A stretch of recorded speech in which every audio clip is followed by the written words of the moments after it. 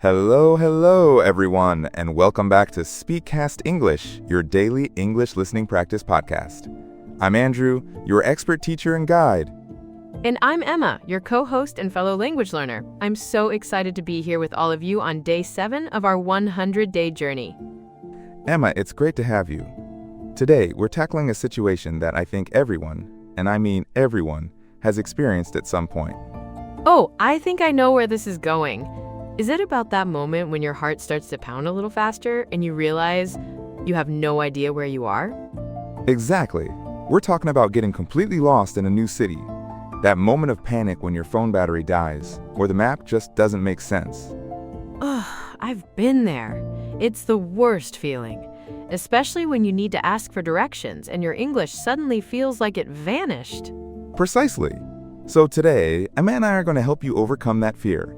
By the end of this episode, you'll be able to confidently ask for directions, understand landmarks, and politely ask someone to repeat themselves without feeling embarrassed. We've got 3 super practical phrases for you. Oh, thank goodness! I need these! I remember one time in London I was trying to find this famous coffee shop, you know, Andrew, for my morning espresso fix. Ah, a fellow coffee connoisseur. I can relate. Was it one of those artisanal places tucked away on a side street? Exactly! It was called the Daily Grind. Very fitting. My map app decided to glitch, and I found myself staring at a street sign that meant absolutely nothing to me. The classic digital detox moment, but not by choice. What did you do? Well, I saw a person who looked friendly walking past. I knew I needed to ask, but my mind went totally blank. I think I just pointed and said, "Excuse me, coffee shop. Where?" Asterisk chuckles softly. Oh, Emma, I can picture it. It's a very common reaction when you're under pressure. Your brain just defaults to the simplest words. It was so awkward. He looked confused, and I felt even more lost. I just wished I knew how to say something more natural. That's a perfect starting point for our discussion today. That feeling of wanting to be natural but not knowing how. Let's imagine you're back in that moment. You see that friendly person. What's the first thing you need to do? Get their attention politely, I guess. Not just, "Hey!" Good start. We always begin with, "Excuse me." It's a simple but powerful phrase. It signals that you're about to speak to someone, and it's polite. Right, excuse me. I use that for bumping into people, but I forget it for starting a conversation. It works for both. Then, you need to state your problem simply. Instead of just, "Coffee shop where?" you could say, "Excuse me, I'm a little lost." I'm a little lost. That sounds much better than just pointing. It explains the situation immediately. It does. It gives context. And then, you ask your question. The most common and natural way to ask for directions is, "Could you tell me how to get to?" How to asterisk get to, not how to asterisk go to. I sometimes make that mistake. That's a very common one for Vietnamese learners, Emma. How to go to is a direct translation from Vietnamese, but in English we almost always say how to asterisk get to a place when asking for directions. It sounds much more natural. Got it. How to get to. So excuse me, I'm a little lost. Could you tell me how to get to the Daily Grind coffee shop? That sounds like a real sentence. It's perfect. You've combined politeness, stated your problem, and asked a clear question. Now what if the person starts giving you directions and they speak really fast? Or they use words you don't know? Oh, that's my biggest fear. Especially if they say things like, "Go past the roundabout, take the 3rd exit, then it's opposite the old post office." My head would spin. Mine too sometimes, especially if I haven't had my first cup of coffee. This is where our second key phrase comes in. Many learners feel shy about asking someone to repeat themselves. They just nod and pretend to understand. Yes, I've totally done that. And then I walk away even more lost. It feels rude to stop them. It's not rude at all. In fact, it shows you're paying attention and you genuinely want to understand. A polite way to ask someone to repeat is, "I'm sorry, could you repeat that more slowly, please?" I'm sorry, could you repeat that more slowly, please? That sounds so polite. The "I'm sorry" softens it. Exactly. Or you can make it even simpler. Could you say that again, more slowly? The key is more slowly. It helps them adjust their speaking speed. So if they say roundabout, and I don't know what that is, I can say, I'm sorry, could you repeat that more slowly, please? Yes, and if you still don't understand a specific word, you can also say, what does roundabout mean? Or could you explain roundabout? Don't be afraid to ask for clarification on specific terms. That's really helpful. I always think I should just know all the words. No one knows all the words, Emma, especially when it comes to local landmarks or specific street names. Now, let's say they've given you the directions, slowly and clearly. What's the next step to ensure you've got it right? Maybe repeat it back to them. Like, so I go left at the big church, then right at the bookstore? Perfect. That leads us to our third essential phrase. It's about confirming your understanding. You can start with, so if I understand correctly. So, if I understand correctly, oh, I like that. It shows you're trying to process the information. It does. And then you summarize what you think they said. For example, so if I understand correctly, I need to go straight past the park, then turn left at the tall building? That's brilliant. It gives them a chance to correct you if you misunderstood. It's like a safety net. Absolutely. This phrase is your aha moment. It's a game changer because it takes the pressure off you to understand everything perfectly the first time. You're actively engaging and confirming. Many Vietnamese learners just nod, which can be seen as understanding, even when they don't. This phrase prevents that.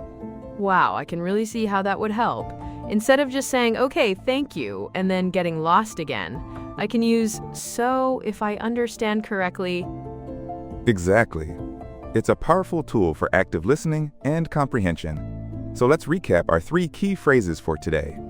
Scene end. Scene start. All right, Emma, let's do a deep dive into these 3 super useful phrases. This is where we break them down, understand their meaning, and make sure you know how to use them perfectly. I'm ready. My London coffee shop self wishes she had these. First up, the polite way to initiate and ask for directions. Excuse me, I'm a little lost. Could you tell me how to get to place? So it's really 3 parts in one, right? The I'm a little lost, and then the actual question. Precisely. Excuse me is your polite opener. It gets attention without being rude. I'm a little lost provides context. It's a soft way to say I need help. And could you tell me how to get to is the standard polite way to ask for directions. So not where is place? You can say where is place, but could you tell me how to get to is more comprehensive. It invites a directional explanation, not just a simple location. That makes sense. It's like you're asking for the asterisk journey, not just the asterisk destination. Exactly. A common mistake for Vietnamese learners is directly translating làm sao để đi đến as how to go to. Remember, in English, for directions, it's almost always how to asterisk get to. Got it. How to get to. Let's hear an example. Imagine you're at a train station. You could say, excuse me, I'm a little lost. Could you tell me how to get to the main square? That sounds so natural. I can totally use that. Our second phrase is for when the directions come too fast or are unclear. I'm sorry, could you repeat that more slowly, please? This one is so important for me. I always feel awkward asking people to slow down. Don't. It's perfectly acceptable. The I'm sorry isn't an apology for your understanding, but rather a polite softener for interrupting or asking for extra effort. It makes the request very courteous. So it's not like I'm saying, I'm sorry, I'm stupid, but I'm sorry to trouble you. Precisely. You're acknowledging their effort and politely asking for a slight adjustment. The key here is more slowly. It gives them a clear instruction. What if they just repeat it at the same speed? Good question. If they do, you can try, could you maybe break it down into smaller steps for me? Or, could you say the street names again, please? But usually, more slowly does the trick. Okay, so example. I'm sorry? Could you repeat that more slowly, please? Perfect. A common mistake here is not asking at all, or just saying, repeat, which can sound a bit abrupt.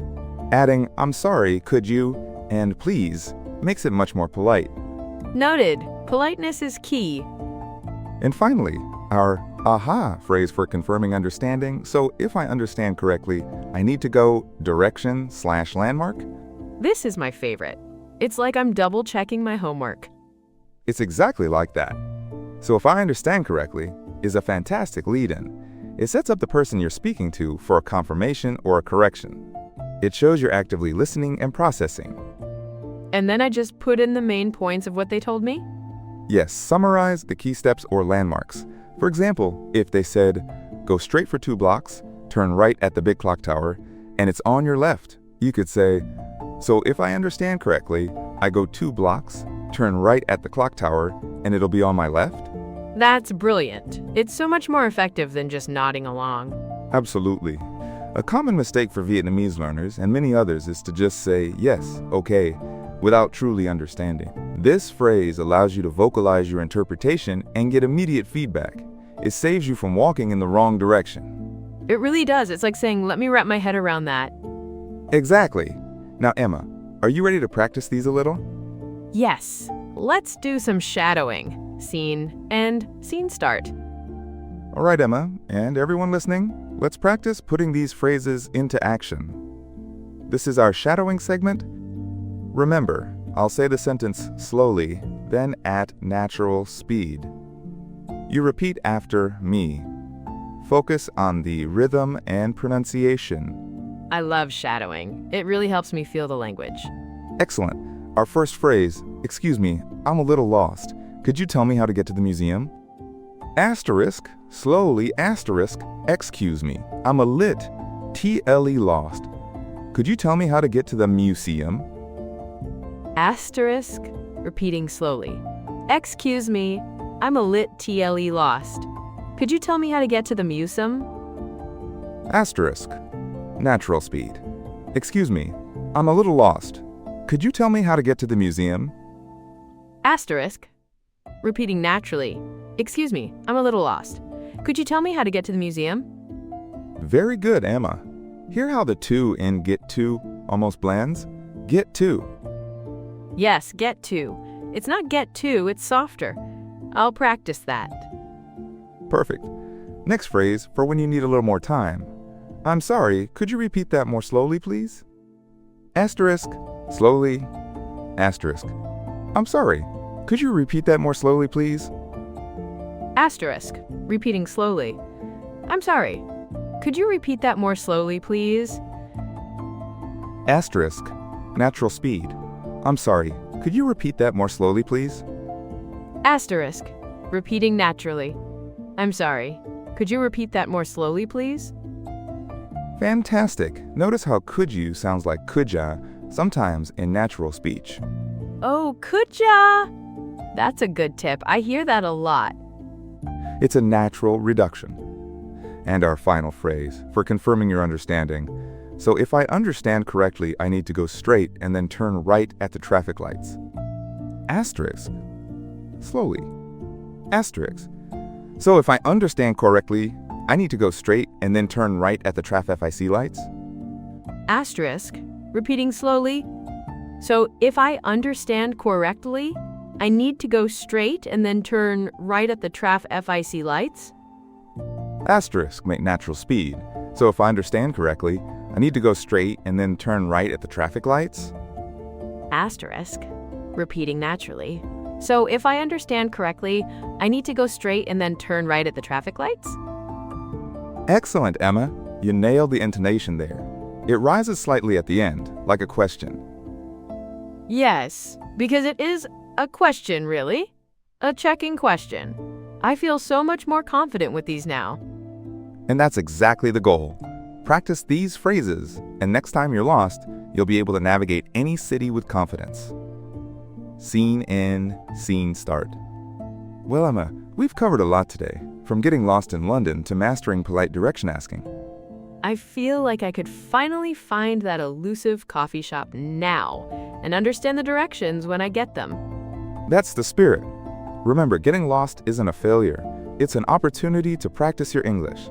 And with these 3 phrases, you're well equipped. So just to recap for everyone. 1. Excuse me, I'm a little lost. Could you tell me how to get to place? 2. I'm sorry, could you repeat that more slowly, please? 3. So if I understand correctly, I need to go direction/landmark? Spot on, Emma. Those are your 3 practical takeaways for today. Don't be afraid to use them. And for our comment challenge today, we want to hear from you. Imagine you're lost in a new city and need to find a famous landmark. Use one of today's phrases in a sentence in the comments below. Please like this video, subscribe to the channel for more daily English practice, and leave a comment with your favorite phrase from today. Thank you for listening today. We hope this episode helped you practice real English. You've been listening to SpeakCast English. Thanks for practicing with us, and see you next time on SpeakCast English.